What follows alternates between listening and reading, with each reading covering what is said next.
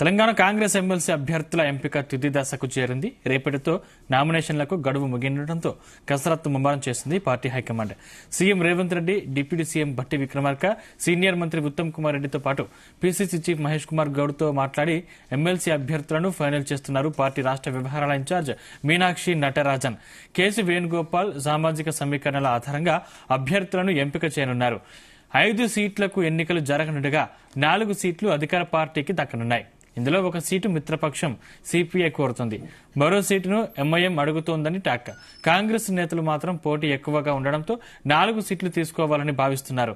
4 సీట్ల కోసం SC, ST, BC, minority, OC వర్గాల నుంచి 3 పేర్లను పీసీసీ సిద్ధం చేసింది. ఇక పీసీసీ పంపిన జాబితా నుంచి అభ్యర్థులను హైకమాండ్ ఖరారు చేయనుంది.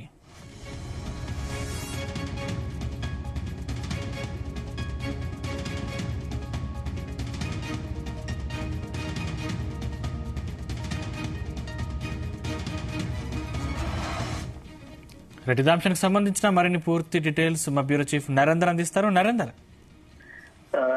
సందీప్, ఏ క్షణాలైనా కాంగ్రెస్ సంబంధించినటువంటి ఎమ్మెల్యే కోటాలో ఎమ్మెల్సీలకు సంబంధించినటువంటి 4 అభ్యర్థుల పేర్లు సీల్ కవర్ లో ప్రకటించే అవకాశం కనిపిస్తోంది. అధిష్టానం నుంచి ఎప్పటికప్పుడు మీనాక్షి నటరాజన్ రాష్ట్ర నేతలతోనూ, ముఖ్యమంత్రితోనూ, అదేవిధంగా పిసిసి అధ్యక్షుడు, పలువురు మంత్రులతో కూడా ఆమె సమీక్ష నిర్వహిస్తున్నారు.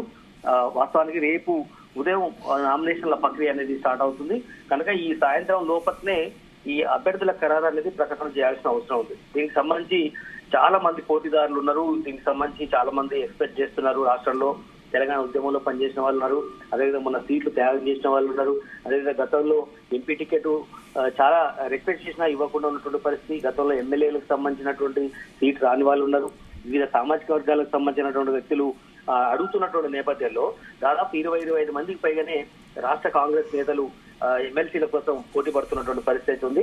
దీంట్లో కొంత ఒక ప్రాబబుల్ లిస్ట్ అయితే ఇప్పటికే కాంగ్రెస్ సంబంధించిన పిసిసి అధ్యక్షుడు, ముఖ్యమంత్రి ఉత్తమ్ కుమార్ రెడ్డి, అదేవిధంగా శ్రీధర్ బాబుతో కూడినటువంటి ఈ కమిటీ ఎప్పటికప్పుడు మీనాక్షి నటరాజన్తో మాట్లాడుతున్నారు.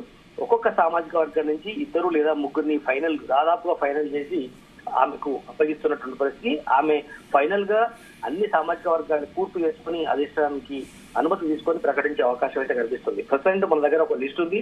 ఈ లిస్ట్ లో ఎవరి పేరైనా ప్రకటించే అవకాశం ఉంది.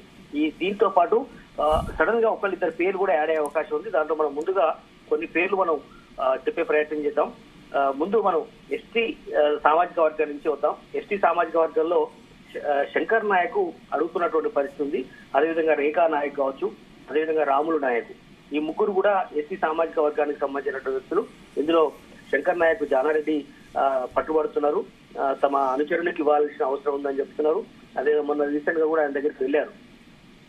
ముఖ్యమంత్రి రేవంత్ రెడ్డి జానారెడ్డి నివాసానికి వెళ్లి అద్దంకి దయాకర్ విషయంతో పాటు శంకర్ నాయక్ విషయం కూడా ఆయన మాట్లాడినట్టుగా తెలుస్తోంది. ఆయన అనుమతితోటి ఎవరికి ఇవ్వాలి అన్నట్టు దాని మీద కూడా మాట్లాడుతున్నారు. అయితే ఎస్సీ విషయం పక్క పెడితే ఎస్సీ విషయం కూడా ఉంది. ఎస్సీ విషయంలో మనం ఇంతకుముందు చెప్పుకున్నట్టుగా అద్దంకి దయాకరు, అదేవిధంగా సంపత్ కుమార్. అద్దంకి దయాకరు మాల సామాజిక వర్గానికి సంబంధించినటువంటి వ్యక్తి, తుంగతుర్తికి సంబంధించినటువంటి వ్యక్తి, ఉమ్మడి నల్లగొండ జిల్లాకు సంబంధించి. అయితే ఆయనే మొన్న తుంగతుర్తి సీటు ఆయన త్యాగం చేశాడు. ఎంపీగా అడిగితే ఎంపీగా ఇవ్వని పరిస్థితి కనిపించింది. మొన్న కార్పొరేషన్ చైర్మన్ లో కూడా ఆయనకు ఇస్తాను కూడా ఆయనకు నేను ఏదో ఇస్తే ఇంకా పైది ఇవ్వాలి అన్నటువంటి ఆలోచన ఉంది కనుక 2-3 సార్లు త్యాగం చేసిన నేపథ్యంలో అద్దంకి దయాకర్ కు ఇస్తే బాగుంటుంది అన్నటువంటి విషయాన్ని ఇటు అందరి అభిప్రాయాలు అయితే ఆయన తీసుకున్న తర్వాత ఆయనని పంపిస్తున్నారు.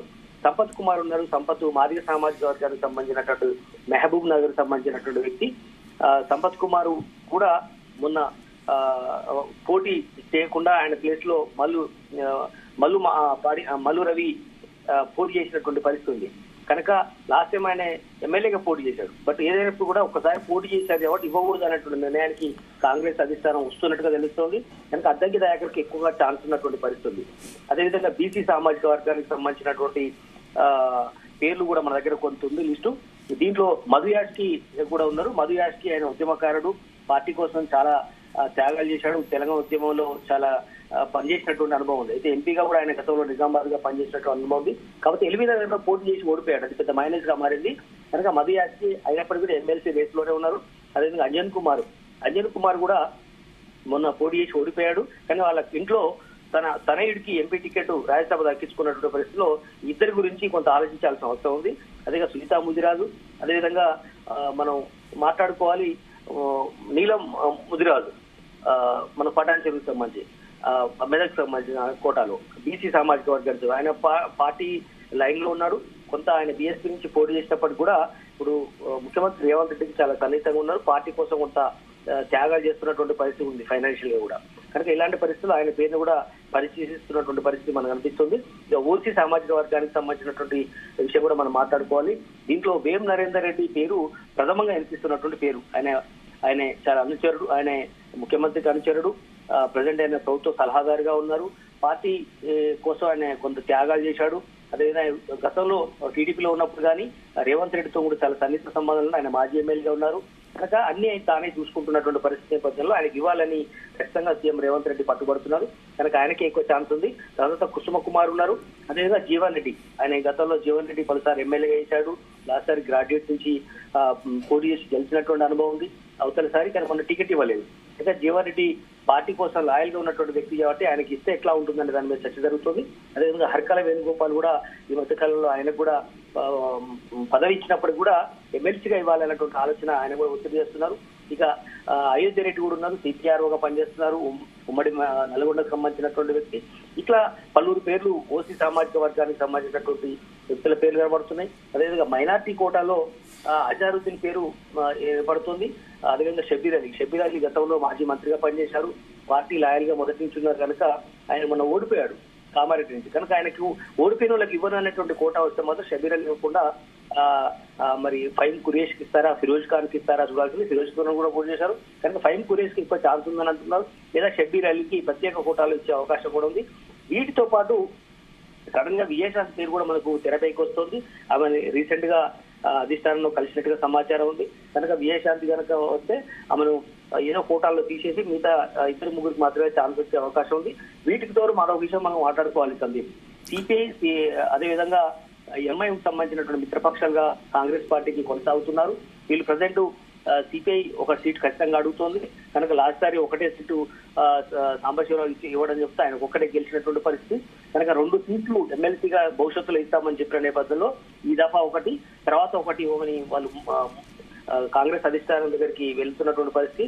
రాష్ట్ర నేతలతో కూడా మాట్లాడుతున్నారు. కనుక వాళ్ళకి ఇస్తారా లేదా అనేది క్లారిటీ రావాల్సిన అవసరం ఉంది. కనుక ఇది కాక ఇంకెవరైనా ఒకరిద్దరికి సడన్ గా పేర్లు బయటకు వస్తాయా, దీంట్లో యువకులకు ఎవరికైనా ఇస్తే ఒకరిద్దరు పేర్లు మారే అవకాశం కనిపిస్తుంది.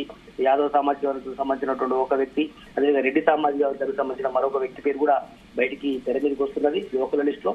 కానీ ఎవరైనా లేదంటే సీనియర్ ని బేస్ చేసుకొని చూస్తారా, పోటీ చేసి గతంలో ఓడిపోయిన వాళ్ళకి ఇవ్వకుండా మనకు వస్తున్నటువంటి ఇన్ఫర్మేషన్ ఏదైనప్పుడు కూడా ఇప్పుడు ఎప్పటికప్పుడు మనకు రాష్ట్ర ఇన్ఛార్జ్ గా ఉన్నటువంటి మేడం ఎప్పటికప్పుడు ముఖ్యమంత్రితోనే పిసిసి అధ్యక్షుడితోనూ మంత్రులతో మాట్లాడుతుంది. ఈ ఫీడ్బ్యాక్ అధిష్టానంతో మాట్లాడి మార్పులు చేర్పుల తర్వాత ఫైనల్ జాబితా ప్రకటించే అవకాశం ఉంది 4 లేదా 5 గంటల సమయంలో. Right, thank you Narender.